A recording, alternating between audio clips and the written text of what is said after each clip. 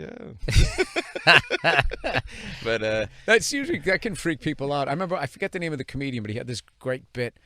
He was talking about. I ran into the guy. I don't even remember his name, but it was one of my favorite bits that I saw from one of those evenings at the Improvs, and he was talking about how he was the youngest kid in this big family and how strict the parents were with the older kids.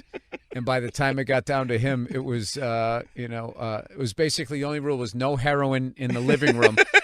And then one of my favorite tags of all time, it was just like, Brian, you're not using one of the good spoons.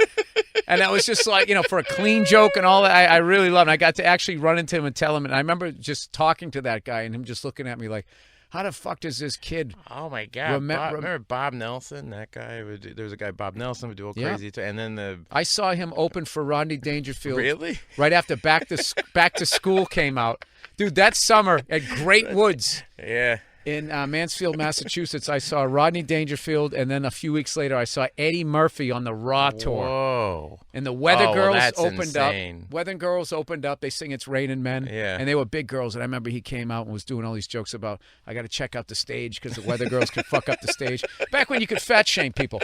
And he had like the purple suit on and all of that stuff. Did he always close with his dad eating Tinker Toys and the food the toy thing? Remember that? I don't remember what he closed. Eddie, we would eat our Tinker Toys, Eddie. That whole thing that he would do because that was a thing seeing Raw, which now you watch Raw and you're like, geez, there's some stuff you can do now on that show. Yeah. But that but that's not fair to him.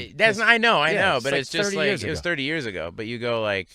At SNL, you would watch something. Oh, you guys got to watch Raw, and then they would come back and go, "Why did you find that funny? It was so offensive and everything." I go, "Wow, what about the thing at the end?" I would just try to concentrate on the thing I found. Oh no! really When funny, I watched that thing, it makes me sad that he stopped because he was 25 years old, and when he was talking about the level of success he got to and thinking about getting married and seeing Johnny Carson getting divorced and all of that stuff and saying, women get half, that's bullshit. Women get half, and then women goes, that's right. And he goes, nah, that's bullshit. And it was like he was going to that next level where it's like, oh, now this guy is going to, start saying what he thinks about all this stuff. Because, the Delirious was amazing. Yeah. But it was, Ralph Cramden having sex with, Gooly Goo Goo and all that. Goo Goo and all that stuff. And then all of a sudden he was like, you're seeing this guy finding his voice. And then, who knew that I would go see him? And that was actually like the farewell tour. Yeah, well, I think when he did that, the thing at the end of Raw was the thing I saw, when I was young, and it went, wow, he's just by himself. He might as well be by himself in his room.